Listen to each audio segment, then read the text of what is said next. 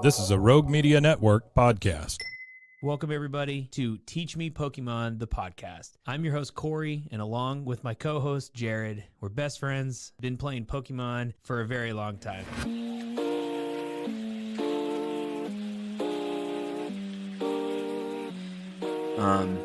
Hello, everyone. My name's Corey. My co-host is Jared. I start this podcast off in a somber mood today.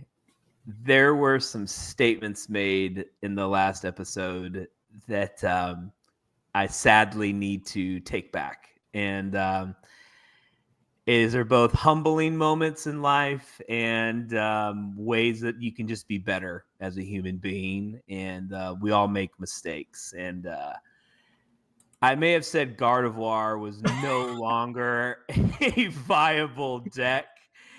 I buried it. And I feel terrible about it. Gardevoir used to be a close friend of mine. I don't think Gardevoir will respect me any longer. And so I understand its opinion.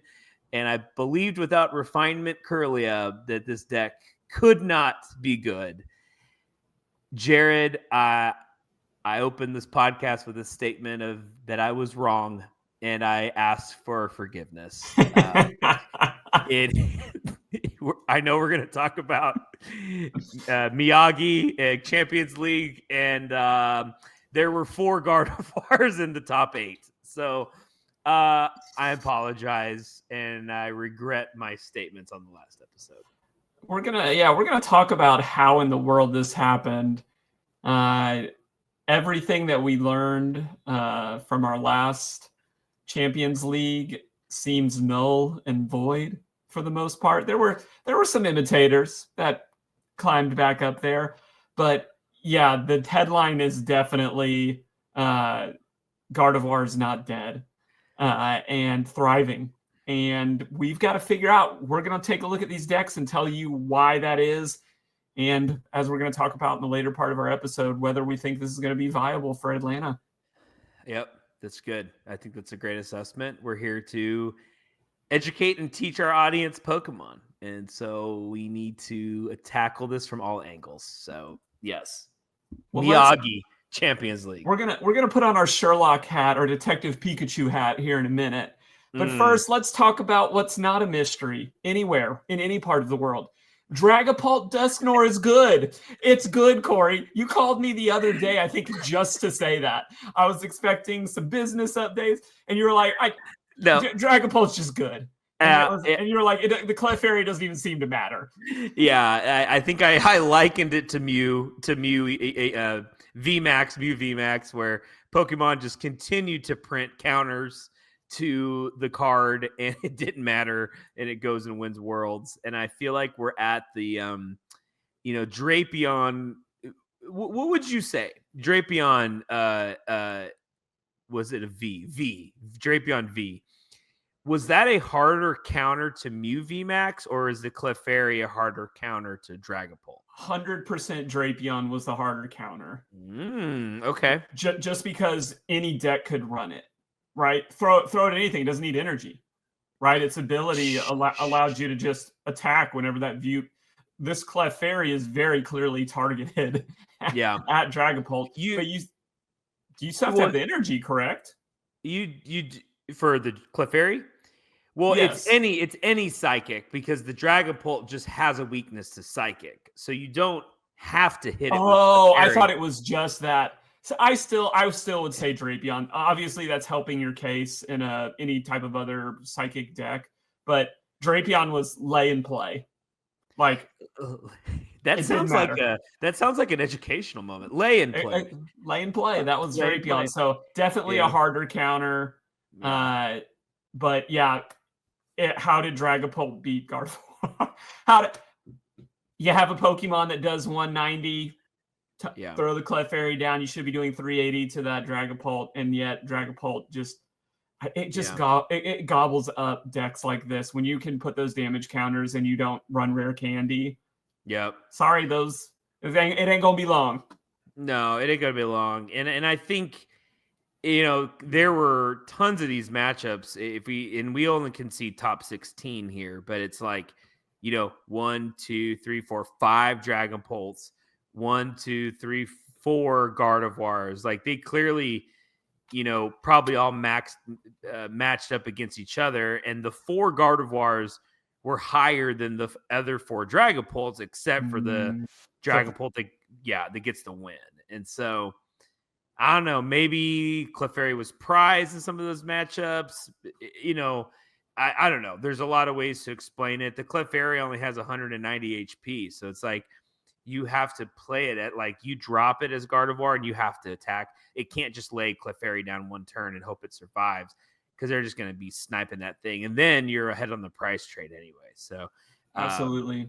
Yeah. Well, shout out to Shunito getting it done. If we take a look at their journey, they've had some great finishes in some big tournaments, and looks like our highest one was back almost 7 years ago, 2018, running one of a deck that I know you love, Buzzwole Lycanroc.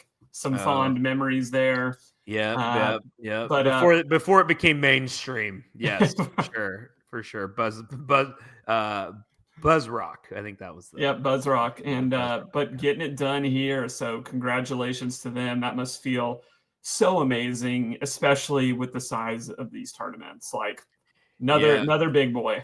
Yeah, not quite the star-studded finish that we had in the last Champions League, because really the other 7 players in top 8, relatively, I want to say unknown, but just not tons of big finishes, which is, I think, the nature of this tournament, right, Jared? Because it's like best of ones, and then it's they can change their decks after day 1 into day 2, and these Champions Leagues have weird mechanisms that are not like ones that we have in NA and places, but gives us a sense. There was no Cynthia's Garchomp, which I was kind of hoping for. So sorry, probably not good enough. That's okay. I saw it on stream for one game. They lost, but well, maybe we'll see. Maybe it'll get it. I know you're hoping. You're rooting for it. I'm rooting for it. Were you surprised by how many Raging Bolts there were in top 16 here? 4 of them. Yeah, I don't know what to think about that. Like, I think Japan, they love Raging Bolt. They do. You're 100% right. Yeah, I think it might just because it's played a lot, maybe over there, and they just like the odds, whatever in the favor. But Noctowl, if you can run Noctowl, I think a lot of people, we've talked about Noctowl on the podcast. If you can maneuver Noctowl into decks right now, like being able to grab any 2 trainer cards is just awesome. So it is. Crispin is strong in this deck right now. Mm-hmm. Obviously, you're always going to have Setas. But it's there. What's interesting is in the list that we can see, they're way more complex than what we were seeing when it was very prominent in the West. So back in the day, you and I were talking about the new Raging Bolt non-EX that could snipe a little bit. There's some of that. You've got the Noctowl, the Teomass. Like, this is more of a wider deck that can find what it needs to find because you're running the Terra Pokemon.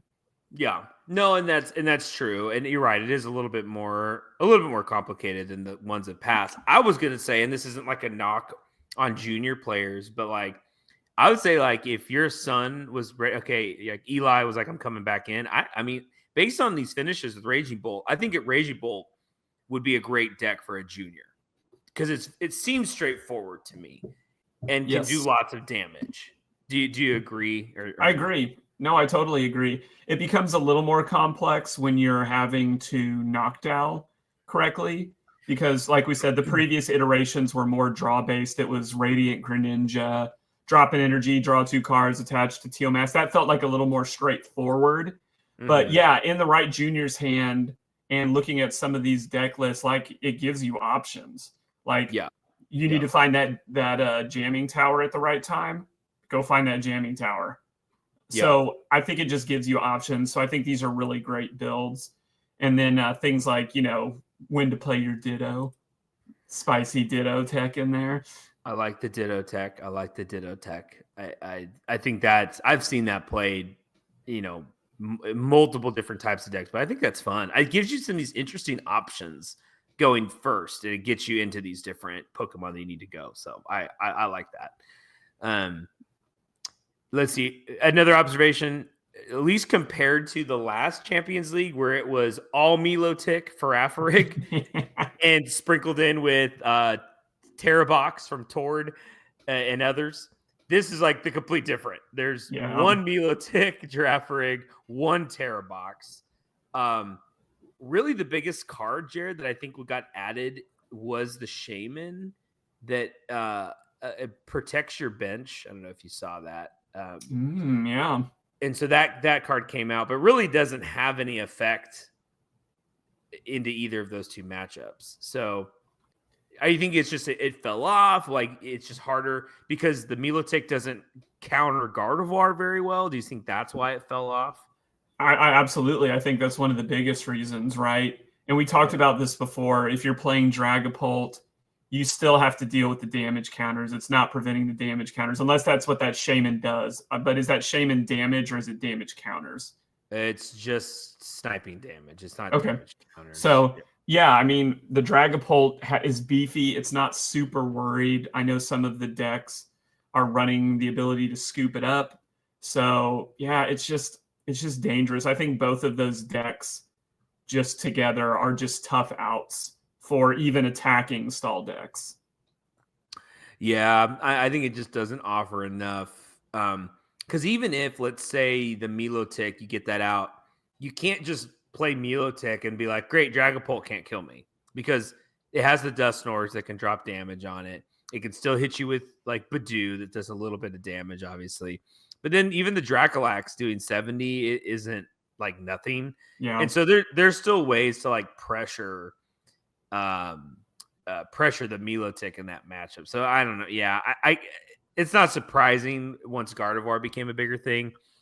But yeah, I'm always just hoping the stall decks do a little bit better. But yeah, clearly that was the biggest fall off. Well, then the other thing that's just so brutal, we forget about the Dusknoir. The Dusknoir is a pressure as well, and then you don't have but the Melodic's Phoebus is a 30 HP Pokemon, Corey. If a Dragapult gets up before the Melodic goes down, it's not entering the game.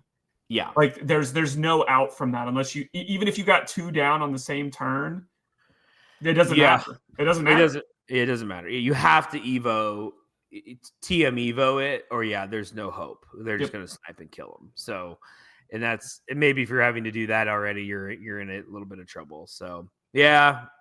It was a fun deck, the last Champions League. Our predictions were, it's the age of stall. Long live stall. Gardevoir's dead. The only thing that we got right is that Dragapult is going to continue to be scary, even though we thought Lily's Clefairy was going to come in here and make some noise, which it definitely did. I think the number of Gardevoir decks in top 8 speak to that. Yeah. But, we've got one making it through, and that's all it takes to win the tournament. Yeah, it couldn't take down Shunito. He figured out a way around it all. But yeah, I think Clefairy it did. It got an A- for the tournament. It did its job. It didn't get the A+ because it didn't win. But that's fair. Yeah. Okay, the last fun deck. I mean, it's the last one here. We haven't. Let's talk about it. I told you that I said this. These spread decks. Excuse me. The Monkey Dory is so strong right now. I played against this deck online. It is so frustrating. It is so, it didn't have the Shaman in it, but dude, the Badoo locking you down. It's really hard to switch out of stuff. The Snow Run and the Frostlash just builds. This deck, Jared, well, we're gonna talk about Atlanta here in a little bit. So maybe I won't say what I'm gonna say. This is a great deck. I think this is a fun deck. It's cool. It's cool. And it's not, looking at it, you're not, the only thing that we're missing, right, like you mentioned, is the Shaman.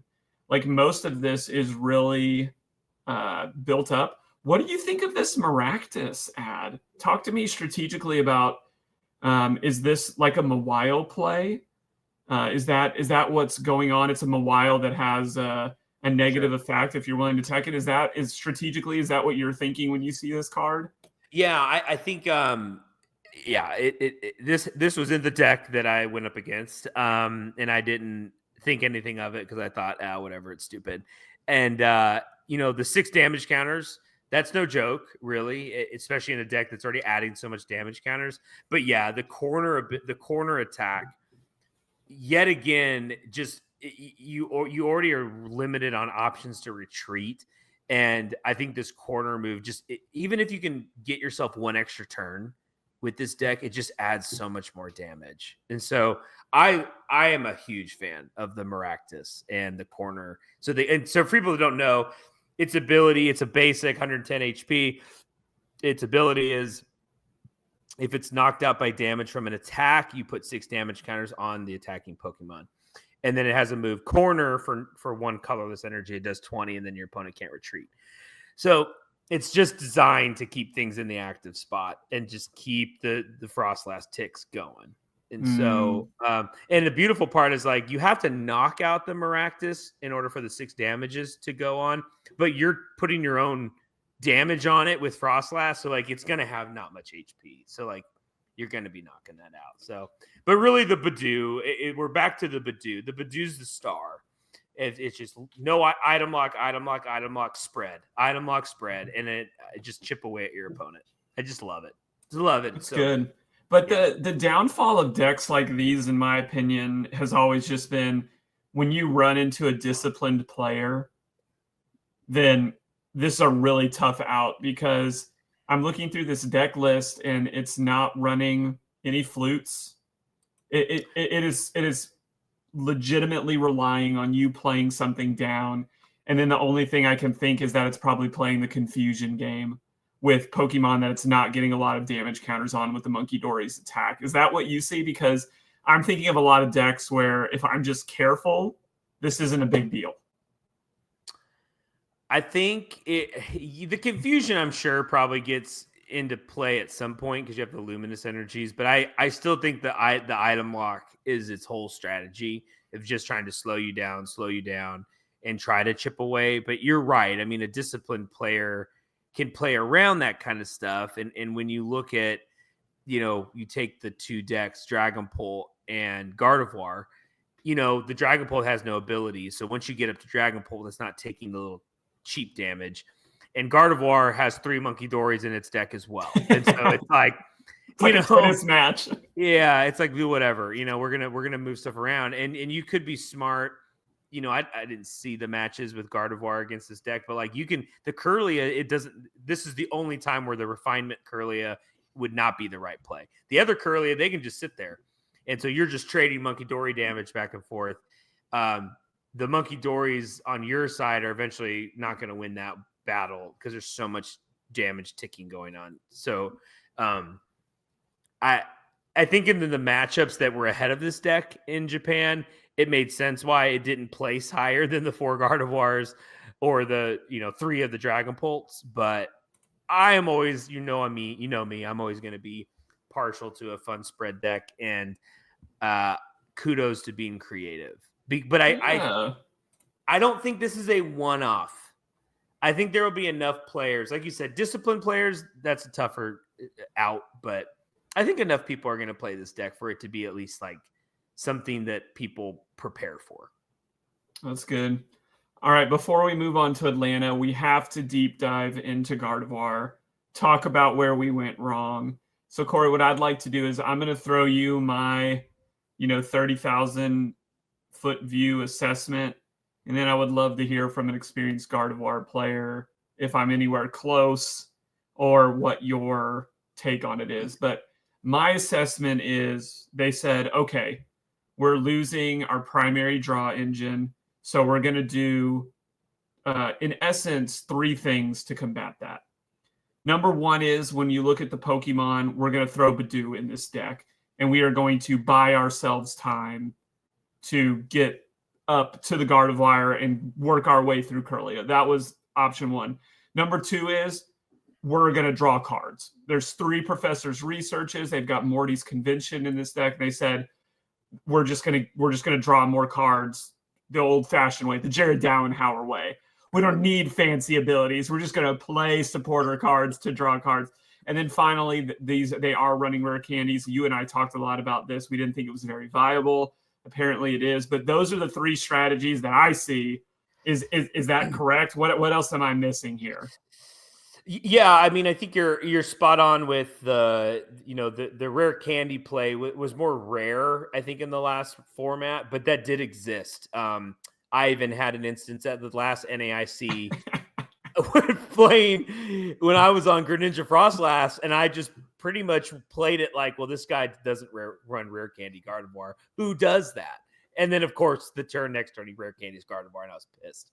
Or I was not happy. Sorry, kid show, pissed. Just upset. That's not how you play Gardevoir in the old format. But people did, because it actually, if you hit it, is the faster way to go about things. It doesn't take you 3 turns to get set up.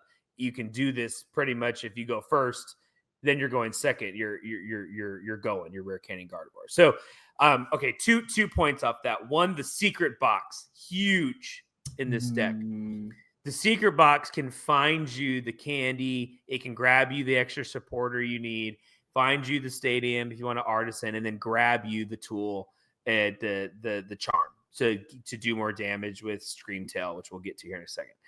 So I love the addition of, if you're going to go this pathway with the build, with the Ionos and the Researches and the Mortys, having the box, because you have to be able to basically spike that card in order to get into the rest. It gives you the options. Maybe you get the candy, but you don't have the Ultra Ball, or the Gardevoirs in the discard pile, and you get the Stretcher. It just gives you options. Right. So I think we've seen that. Henry Chow's version of this, it had that, yeah. But that was not forever. It's been stamped. You're right. Forever it's been stamped, but I think they understood the consistency. You lost it with refinement being gone. So secret box makes sense. The other point of this is the no Manaphy. And I'm telling you, in every mirror match in the old format, it was drop my Manaphy. You're going to drop Manaphy? I'll drop Manaphy, because you eliminate Screamtail. There is no Manaphy. Now, I know the Shaman is in this format, which we don't have it right now, but Shaman only protects you against non-rule box Pokemon. It's not all of them. So Screamtail right now is just having a heyday. You can't hide from Screamtail. And so Gardevoir plays into that extremely well.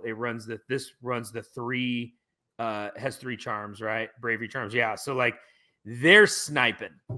They're coming for your bench, and there's nothing you can do about it unless you're Terra, but those are high HP Pokemon anyway. Sure. And then what leads into that has been always the trade. Like what made Gardevoir so powerful, one of the reasons in the last format was he could always out trade you, right? Gardevoir typically was the only 2 prized Pokemon on the field, and so it was always hard to out trade it.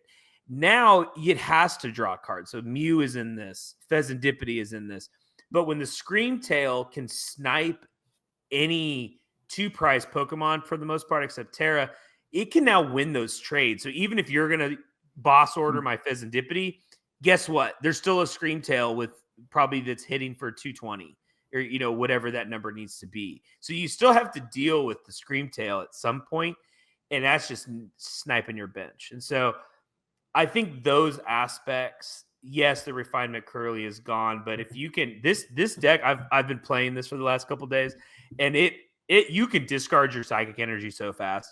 Like you don't really, once the Psychic Energy is in your discard pile and you have Mew EX and Pheasantipity, you could just forget the refinement Curly is anyway. Then you only really have one or two, a Gardevoir in play. Like you don't need a bunch of Gardevoirs anymore, or Curly or Raltzes.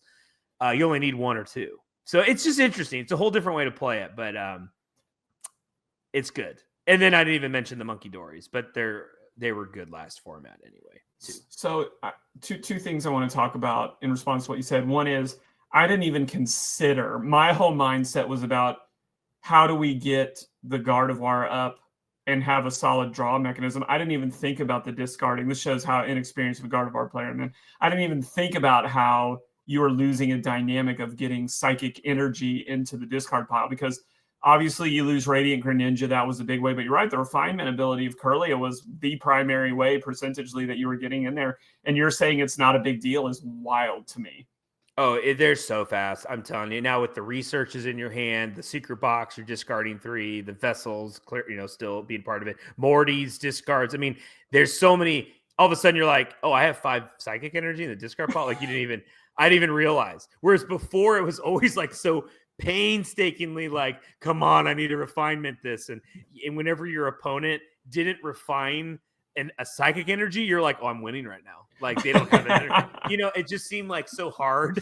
Now it's just like all of a sudden, like turn 2, I have yet to, I mean, that's an overstatement because there's been some bad starts, but like going first, when I go first, most of the games I can rare candy Gardevoir going second or on my second turn, and I have at least 3 energies in the discard most every game. And it's just because this just gets it there. And research and Morty's is just a huge part of that. And then just that I can't stress enough the Monkey Dories right now. Like this is a Monkey Dory world right now. We're just kind of all allowed to be a part of it.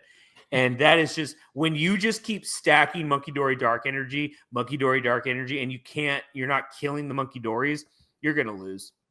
Like you have to address that in the room. But then if you're killing Monkey Dories, you leave Pheasantipity and Mew. You're not killing the Gardevoir. You still have Screamtail. It's a lot to manage. And I'm not surprised. That's why I started this podcast with the statement. I'm sorry. I'm not surprised there's 4 in the top 8. Go play it. Jared, go copy Raikou. We're going to say Raikou. Go copy his deck, the second place finisher, and just play it for a day. You're going to be like, oh, yeah, I see it. This is good. I don't know, man. I don't know if I have what it takes to be in the Gardevoir club. No, just try a little bit. Just a little bit. Just a little taste.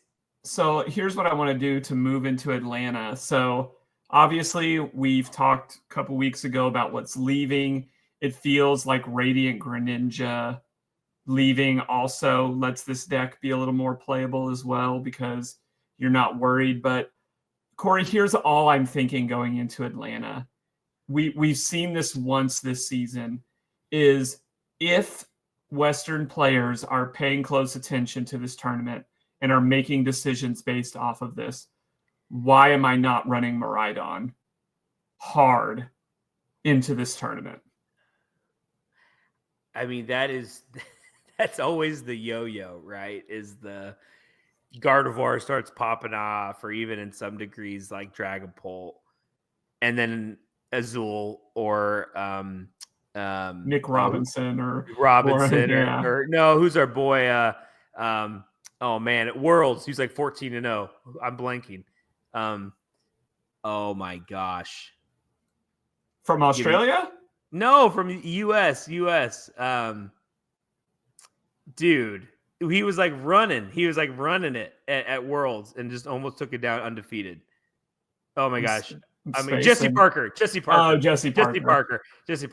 Yeah, like I don't know why you wouldn't.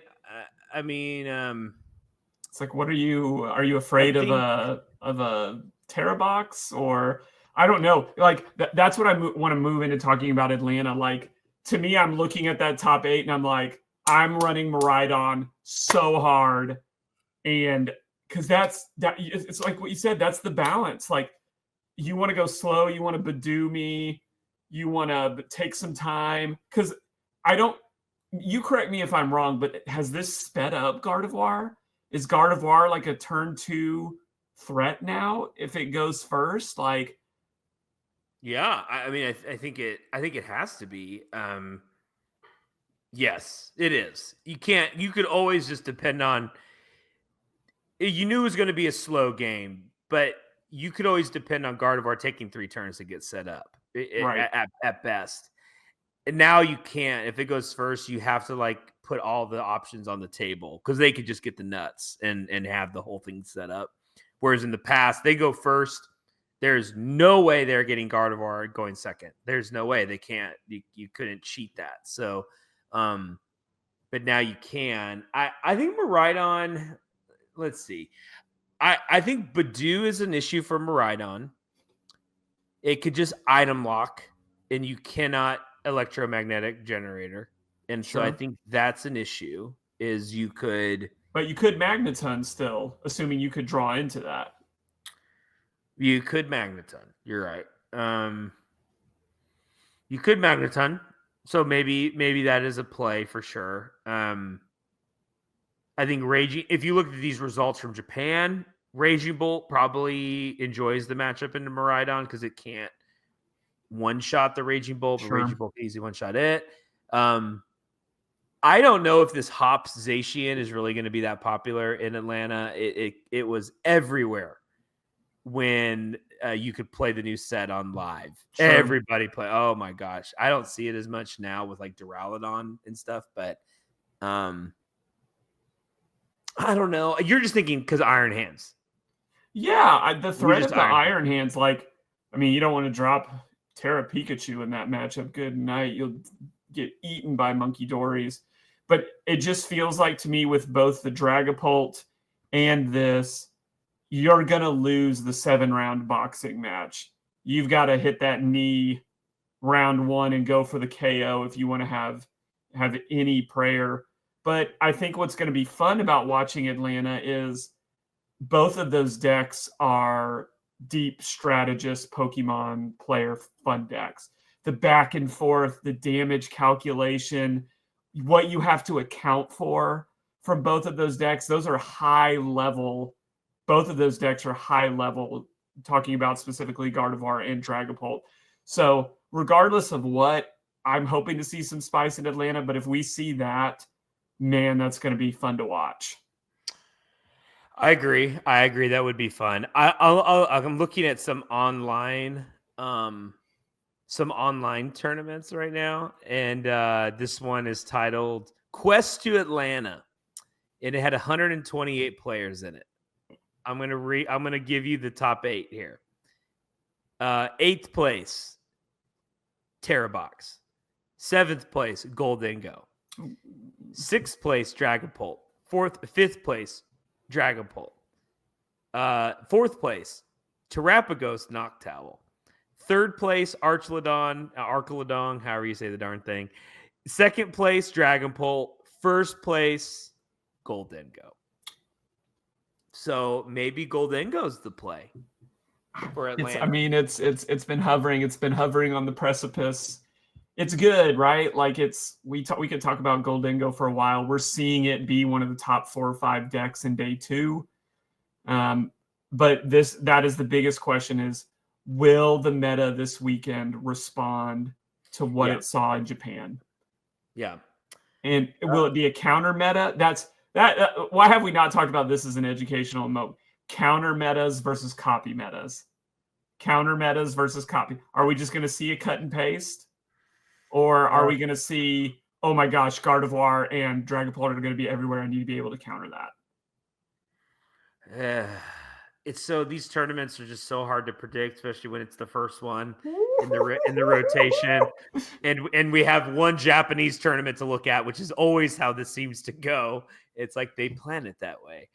I don't know. I could easily see Dragapult Dusknoir just taking over Atlanta and not even be like countering. I just don't know if Miraidon, Iron Hands, if there's a ton of Gardevoir, then it probably would do well, yes. But I don't know. I can't go that far. It would have issues with Farafrig if there is stall. Doesn't that auto lose? Because it's you would just talking about Goldingo? No. If you had Miraidon Iron Hands against stall, oh yeah, it can't. I mean, you could attack with the Magneton. Well, that Farafrig would just kill it. I think it would auto lose. Again, how much of that will you see? But I don't know. Maybe Goldingo. I think Goldingo will have a chance at this tournament. That's what good. That's what I'm gonna. I will tell you, the Gardevoir matchup has never been fun. But you're right. Sorry. As far as counter go, you look at this. Is it going to be a counter tournament? My gut says no.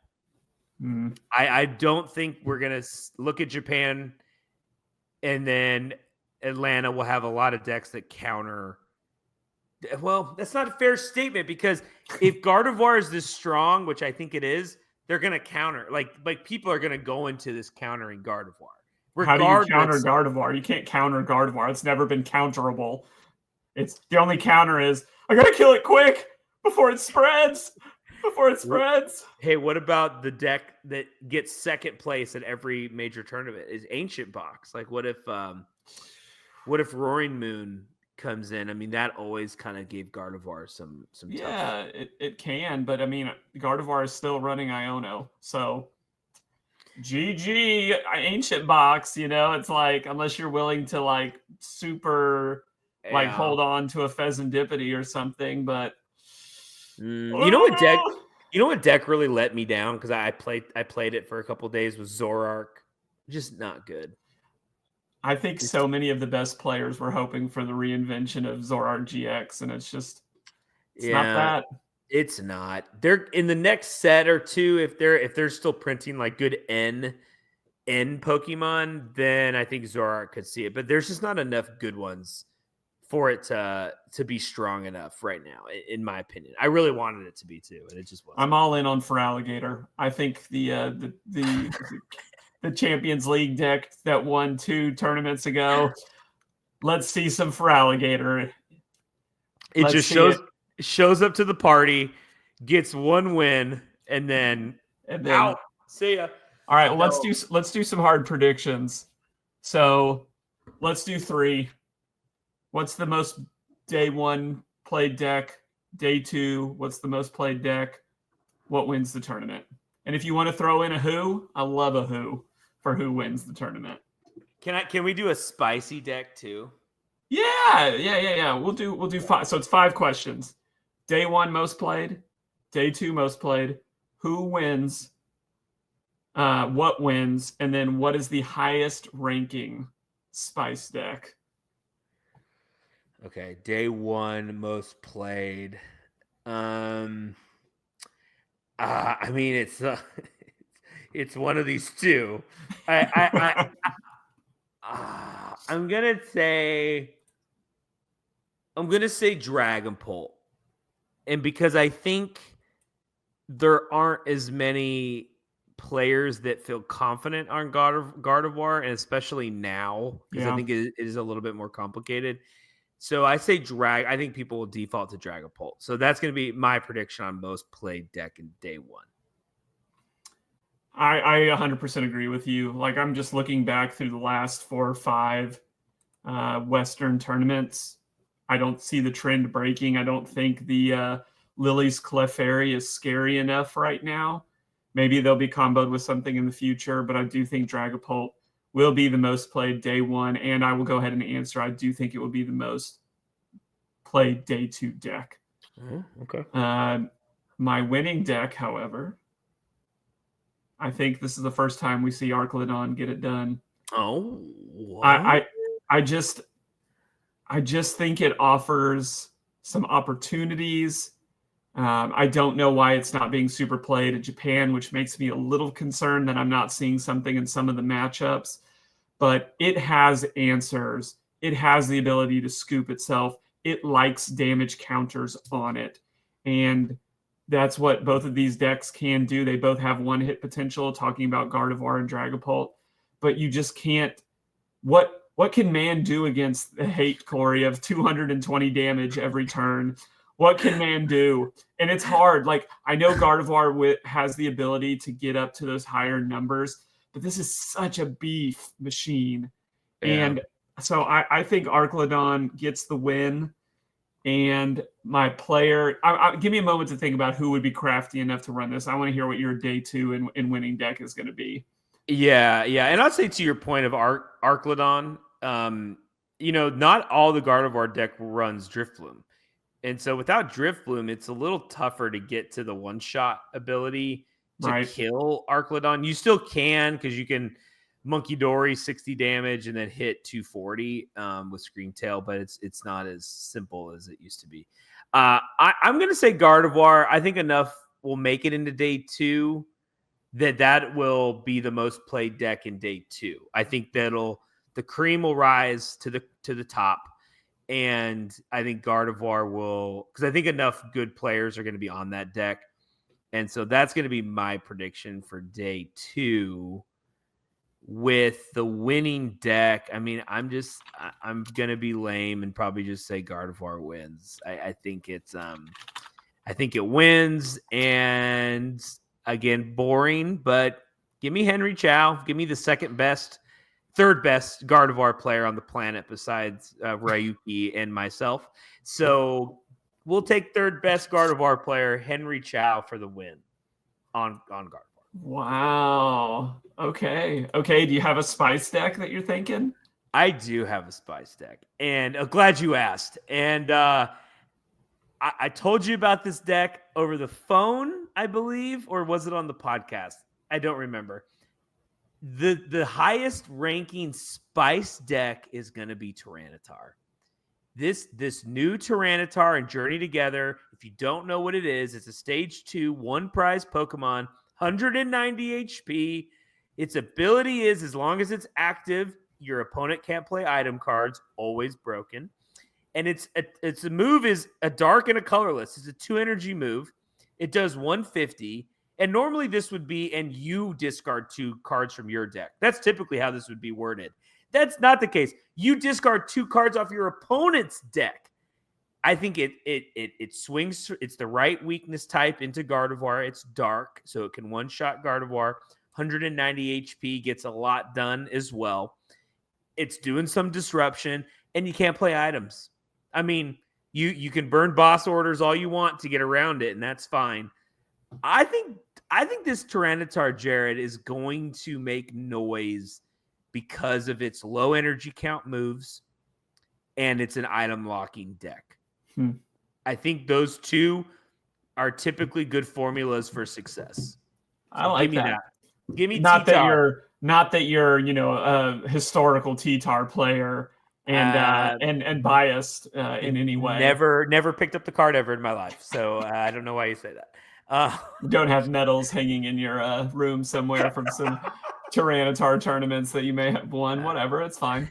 Okay, I have some sneaky data here about who I'm picking to win. So, Corey, you once upon a time had a man crush, a pokey crush, okay, on a certain individual, especially this last season. And let me just read off this player's history since we'll go back about 6 months, November of last year. Okay. 2nd in Sao Paulo, 5th at Sacramento, 18th at Perth, 3rd at Birmingham, 9th at Merida, and then ran Arcaladon in Vancouver and got 92nd. Oh. And we're, of course, talking about the amazing Down Under player, Brent Tonneson. And I just don't think, for as long as a Reggie Drago kick as that individual is on, I think he's going to rework that Arcaladon. He's coming back hot into Atlanta with this, and he's going to take it down because for all of the accolades that this man has, I don't see a first. Dang. Recently, Brent's won. The last first place I see was at the Malaysian regionals in 2019. Brent Tonneson hasn't taken down a tournament since 2019. The man has been all over the top 4. He's making some money, but I don't see. He had 2. He was all over Asia. Wow. Malaysia, first place. Kuala Lumpur, first place. I'm sorry. He took down a tournament, and this is. Oh, I have it backwards. I'm so sorry. I went very old. I'm so sorry. I was not looking at this for. He won Sydney. He won Melbourne last year. Sydney in 2023. This was like I was not. I'm like shocked. I was like, I'm pretty sure he's won, but I trust you. You're looking at the sheet, completely looking at it backwards. How dare you? But looking at the size of those tournaments, we've not seen a big tournament win. Yeah, winning outside of Australia. He hasn't. He has not. But my data is correct about what has happened this year. Sure. and what has happened in the last 6 months. So I think this is a Brent Tonneson metal world, Sure. and I'll be rooting for him this weekend. I'll say 2 thoughts on that, and then I want your highest ranked spicy deck. You're not ready. My two things off of what you just said is one, I still, he was the man crush. It's fallen off a little bit. You got to perform, Brent. You got to get the dubs for it to stay at the top of my list. But the other point is, maybe I'm kind of hoping he doesn't win because he needs to drop the price of the sponsorship deal. And, we were negotiating, Brent and I were negotiating that deal for Teach Me Pokemon to be his sponsor. And, it's a little too rich for our blood at the moment. So, but we're going to get there. We're going to get there with Brent. And he's a well-traveled guy. Our podcast is global. So it makes sense to pair the two together. Come on, Brent, just come back to the table. So anyway, what's your spicy deck? What is it? I'm stuck between the spice of 2 right now. And one of them, I don't even know if you would consider it spicy because it's been around for a little bit. But I'm stuck. Okay, so my first question is, do you even consider it just popped out of my head. Oh, sorry. Do you even consider Cerulege to be spice at this point? Yeah.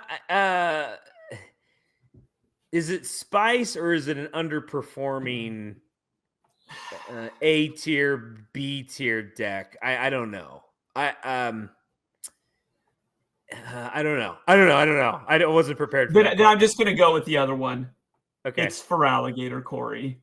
Okay. It has all of the tools. It has all of the tools to win this tournament. I think everyone just considers that last that last Japanese Championship League a fluke, but the numbers are there right now, Corey. The numbers are there for this to work. Okay, real quick, let's go back for our listeners that may. For Alligator is a stage 2 Pokemon. Its big thing is it has this ability that can put 5 damage counters on itself, but then if you do it that turn, it can do 120 more damage. Yes, and it has a 2 energy water move that does 160. So you're basically doing 280. 310 with the Monkey Dory. 310 with the Monkey Dory, which you have to have the Monkey Dory because you want to move these damage counters off the Feraligatr. But we liked it because it runs the Relicanth, which allows you to use the moves from the Pokemon underneath it. Yes. And the Croconaw does a 30, and then it switches itself. And this deck ran 2 Milotics. And the Mimikyu. In the Mimikyu, so it could run into other things. But then the Totodile does 10 damage, and you couldn't retreat. So it actually kind of provided some interesting utility. Which I think is probably why this won, because it just took everybody by surprise. Yeah, what do you want to do? It can stall you out. It can draw you out. It can attack you. The only thing this deck doesn't do is snipe. It's true. And it doesn't care about your abilities because it's mostly one prize dependent. Yeah. And I do like that it can pivot back to Milotic and actually attack because it has the water energy in it. And with one Crispin, you kind of can have that come out of nowhere. It's true. Okay. I see that. I consider, even though Feraligatr won a Champions League, I consider that more rogue or more spice than Cerulege, even though Cerulege hasn't been. I'm with it. Then I'm taking Feraligatr. I don't think you and I will ever forget the memory of walking into our very first cities tournament in 2000 and what year was that? 2007, 2008? 7 for sure. 2007. And we watched a very avid Masters player just both in game and in just general stature just wipe out a poor little junior kid. 50, 100, 150, 200, just did 500 damage to this poor little kid and couldn't have been more enthused about it. And I think it was at that moment, because the tournament hadn't started yet, that we asked ourselves, what are we doing here with starter decks? Jared, that With could no have been sleeves. that could have been a very pivotal moment in our life that would have had a completely different trajectory on where we would have turned out if we had looked at that and been like, we're good, we're leaving. This is weird. We're not, because it did 20 for every water you had in your hand. And then back then it wasn't all weaknesses weren't ×2. It was like plus 20. Plus 30 or Plus 30. But he had a stadium. There was a stadium that made it ×2. So I remember he was like 20, 40, 60, 80, 180 ×2, 360. And that kid was just like, wow, so much damage.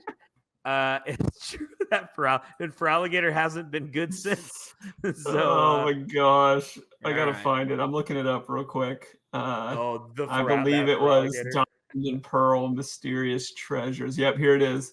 Oh, yeah, that was it for sure. You're right. 20 damage times the number of energy cards you choose. And then you put those energy cards. It's called Energy Cyclone. Yeah, back in your deck. Right. Back in your deck. Yep. Put those energy cards on the top of your deck and then shuffle your deck and afterwards. It paired. Where's the Delcatty? Wasn't there? Yeah, the Delcatty. The Delcatty. That was a haul-on Delcatty. Yeah, it you put energy back in your hand from your deck, or it was like discard a card, or it did with something. Lake Boundary, with the Lake Boundary stadium card. That's what it was. That's what this deck was designed to do. And back then, it's like, Gallade had 140 HP, so it's like you didn't need a ton of energy to get one shots. I will say this deck was not at any top table that I saw, but it was there. It was an option back in the day. Like anything, it didn't probably draw very well unless you had your clay doll, and that was kind of dictated everything. So, but that's hilarious. Okay, Feraligatr, your top deck. All right, we'll see. We'll see who is more right. Will I be more right? Will you be more right? I don't know. But you know what I do know, Jared, is that regardless of who's right or not, we have a sponsor, Stray Collections. He'll always have it right. Maybe he has an old Feraligatr. He may. He might. Who knows? It's probably going to be in Japanese if he does. But go to the website. There it is, straycollections.com with a Z. Look at the ticker. To Ben, YouTube. To Ben, YouTube. General, just check him out. Check him out. Find me on Pocket. What is the handle? Teach Me Pokémon? Teach Me Pokémon. But in order to do that, it's different on Pocket. You have to have their 16-digit unique number. You can't just search people by usernames, because you can switch your username once a month. They're unique. Interesting. Gotta have my number. But if you roll upon me right now in the ranked letter, beware, because I'm hot. You educated me on a ranked ladder tonight. I didn't know that existed in Pocket. So, maybe we should, Jared, we haven't done a good old fashioned interview in a long time. Maybe we get the highest ranking player on Pocket to come. I don't know how we do that, but let's go. Let's go. We'll put the feelers out there. If you know them, have them come on the show. So, all right. What's left? Any final thoughts? All that's left is to say thank you for all of our listeners, watchers. Keep hitting that subscribe button. We're getting close to our 2K followers. Still working out some negotiations on our new space. Yes. But tough negotiations. But enjoy Atlanta. It's going to be a lot of fun. Definitely a tournament worth tuning in for. And even if you just have it on in the background and look up and see what's playing, I think this is going to be really fun. Hey, one last thing. Over under 3,000 Masters.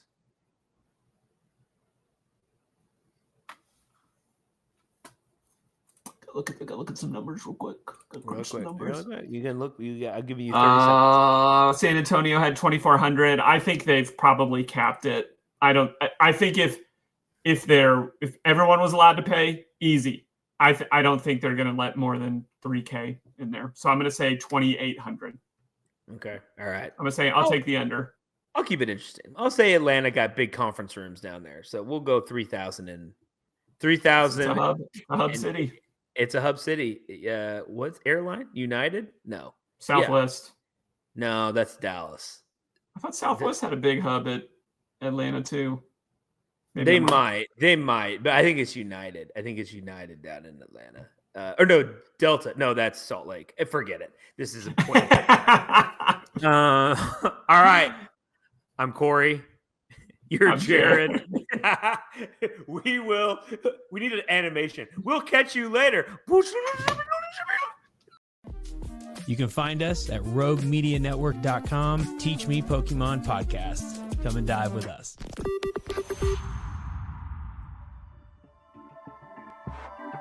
This has been a Rogue Media Network production.